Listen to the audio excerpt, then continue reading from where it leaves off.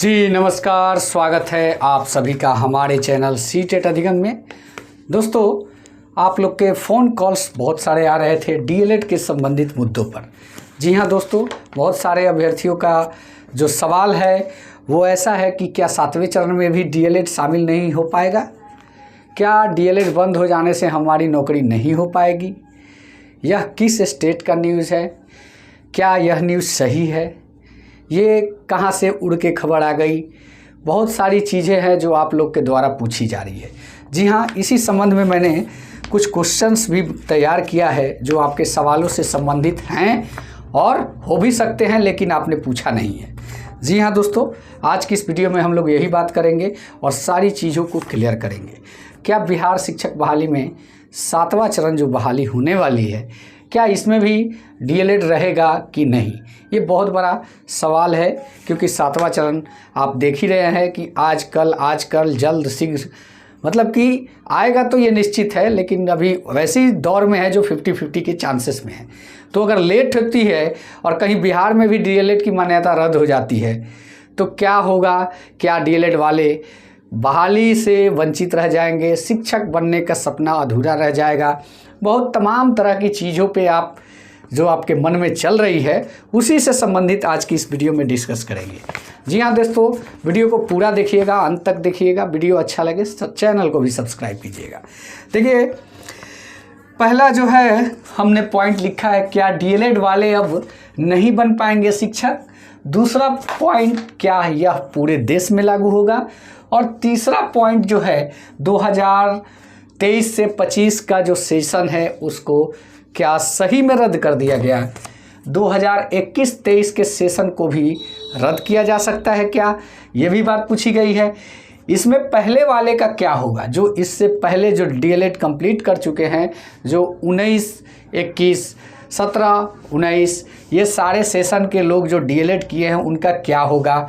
अब सबसे बड़ी सवाल एक खड़ा किए एक हमारे मित्र जो फ़ोन किए कि एनआईएएस का क्या होगा जब रेगुलर डीएलएड कैंसिल हो रहा है। तो एनआईएएस जो लोगों के द्वारा ये कहा जाता है कि 18 महीने का कोर्स है, तो वैसे अभ्यर्थियों का क्या होगा जिनको कहा जाता है कि एनआईएएस जो किए हैं वो 18 महीने का डिप्लोमा कोर्स है? क्या यह सही है सर? जब 2 वर्षीय यानी 24 महीने के कोर्स को कैंसिल करने की बात की जा रही है, वैसे स्थिति में इनका क्या होगा, ये बात पूछी जा रही है। जी हाँ, सभी मुद्दों पे डिस्कस करेंगे। नेक्स्ट प्रश्न पे आते हैं। इससे पहले वाले का क्या होगा? क्या बिहार में भी इसको लागू किया जाएगा? और लास्ट सवाल जो है, क्या इसका प्रभाव 7वें चरण पे भी पड़ेगा? जी हाँ, तमाम तरह की चीज़ें जो आपके दिमाग में चल रही है इसी को आज क्लियर करने का कोशिश करते हैं। तो वीडियो को पूरा देखिएगा। वीडियो को सबसे पहले एक लाइक कर दे, अच्छा लगे तो चैनल को भी सब्सक्राइब करके बेल आइकन को ज़रूर प्रेस कीजिएगा। चलिए, क्या डीएलएड वाले को अब नहीं बन पाएंगे शिक्षक? जो डीएलएड के हैं अभ्यर्थी, क्या वो सही में अब शिक्षक नहीं बन पाएंगे? तो देखिए, ऐसा नहीं है। ये न्यू एजुकेशन पॉलिसी कहने का मतलब कि न्यू एजुकेशन पॉलिसी के हिसाब से यह निर्णय लिया गया है कि शिक्षक डिप्लोमा जो है 4 वर्षीय करने की बात इसमें सजेस्ट की गई है। तो अभी यह एक्टिव पूरी तरीके से सभी स्टेट में नहीं हुआ है। हमें लगता है कि झारखंड में ये पहला डिसीजन लिया गया है कि जो डिप्लोमा कोर्स 2 वर्ष का है उसको रद्द किया जाए और 4 वर्षीय कर दिया जाए। तो वैसा नहीं है कि डीएलएड जो है पूरी तरीके से रद्द होगा। ये हो सकता है कि इसको भी टाइम बढ़ा दिया जाए, ये भी हो सकता है। बीएड को टाइम जिस प्रकार से 4 वर्षीय कर दिया गया है, ये इसको भी 4 वर्षीय कर दिया जाए, या फिर बीएड में ही 2 स्ट्रीम को जोड़ दिया जाए, ये हो सकता है चीज़ें। तो ऐसा नहीं है कि डीएलएड अब जो करेंगे वो शिक्षक नहीं बन पाएंगे। अब कहने का मतलब कि अभी झारखंड स्टेट जो है, झारखंड स्टेट में यह चीज़ एक्टिव हुआ है, कैंसिल, रद्द, इनवैलिड जो कहिए कर दिया गया। लेकिन जो पहले कर चुके हैं वो तो बिल्कुल सेफ जोन में चल रहे हैं। और ये अब जो बहाली आएगी उसमें तो वो बिल्कुल फॉर्म भरेंगे, क्योंकि लाजमी है कि वो पहले से कोर्स किए हुए हैं। आपने इसको एक्टिव किया कब? आप जब अपनी सेशन, जब जो 23 की सेशन है, यानी कि 23 के बाद जो डीएलएड करेंगे उनकी मान्यता नहीं रहेगी। चाहे कहीं से करके भी आए झारखंड में तो उनकी मान्यता नहीं रहेगी। अगर वो 23 के पहले कहीं से भी करके झारखंड के निवासी हैं, अगर झारखंड में फॉर्म अप्लाई कर रहे हैं तो करेंगे, क्योंकि बंद कब हो रहा है? 23। तो 23 के पहले वाले बिल्कुल इनवैलिड नहीं होंगे।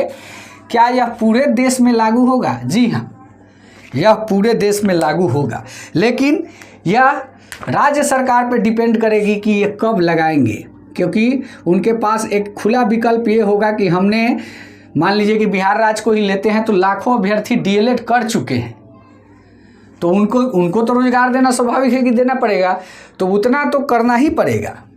बिहार में भी इसको एक्टिव होने में हमको लगता है कि टाइम लगेगा। हाँ, बंद कर सकता है, सेशन को रद्द कर सकता है, सेशन इसके बाद नहीं होगी, अनाउंस हो सकता है, लेकिन शिक्षक बहाली में जो पहले से किए रहेंगे उनके लिए बराबर का मौका रहेगा। ऐसा नहीं है।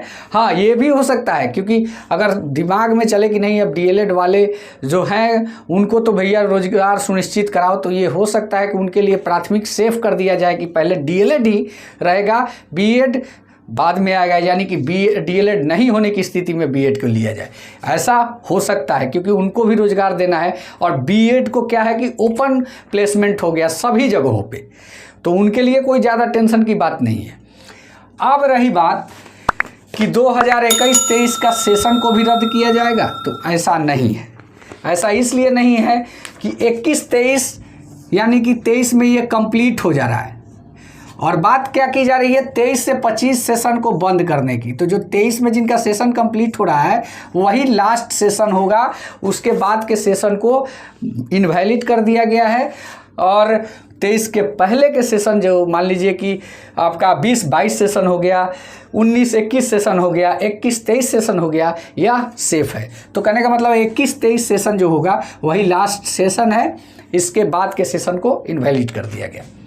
इससे पहले वाले का क्या होगा? इससे पहले वाले बिल्कुल सेफ जोन में है, और ये शिक्षक बहाली में भाग लेंगे, चाहे वो झारखंड की बहाली ही क्यों ना हो। फिलहाल बिहार में ऐसा अभी कुछ नहीं है कि आप जो है डीएलएड है आपको मौका नहीं मिलेगा, ऐसा कुछ नहीं है। और झारखंड में भी ऐसा कुछ नहीं है कि झारखंड में वैकेंसी आएगी और डीएलएड वाले नहीं भरेंगे, ऐसा कोई बात नहीं है।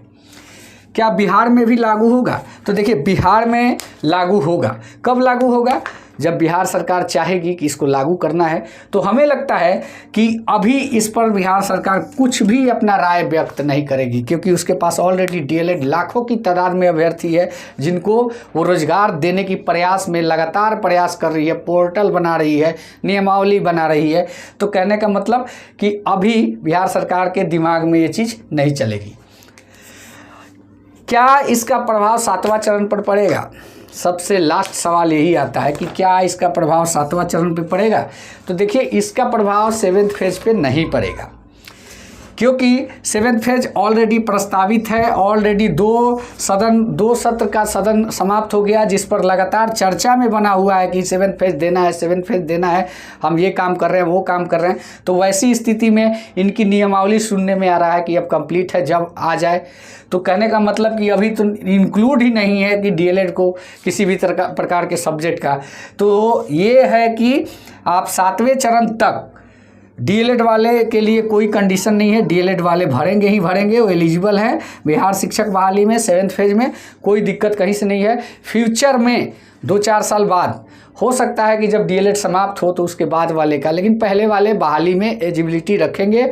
उसका ये रहेगा कि यहाँ इतना तक डीएलएड को मान्य किया गया है, यानी कि 23 है, तो अगर मान लीजिए कि 24-25 में भी बिहार सरकार अगर कहती है कि नहीं हम अब डीएलएड को नहीं मानेंगे, अब इसको पूरी संस्था को ही रद्द कर दी जाए, तो वैसे में 24 से पहले वाले को या 25 जब भी करती है उसके पहले वाले को वैलिड करेगी। हाँ, जब यहाँ पे होगा ही नहीं तो स्टूडेंट भी नहीं रहेंगे, स्वाभाविक है। अदर स्टेट से अगर करके आते हैं तो वहाँ उनके लिए कंडीशन रहता है कि भाई इतने दिन के भीतर जिन्होंने किया है, ये सेशन है, इस सेशन तक को ही लिया जाएगा, इस सेशन के बाद वाले को नहीं लिया जाएगा। तो एक सजेशन ये भी होगा कि अब जो अभ्यर्थी डीएलएड करने के मूड में है, मान लीजिए कि किसी अदर स्टेट से भी, तो वो डीएलएड ना करे तो बेहतर बीएड ही करे, डायरेक्ट 4 वर्षीय कर ले, उससे ज़्यादा बेनिफिट होगा। तो दोस्तों इस वीडियो में मैंने पूरी तरीके से आप लोग को बताने का कोशिश किया है कि डीएलएड अभ्यर्थी बिल्कुल नहीं डरे, आपकी बहाली होगी और वो भी 7th फेज़ में ही होगी।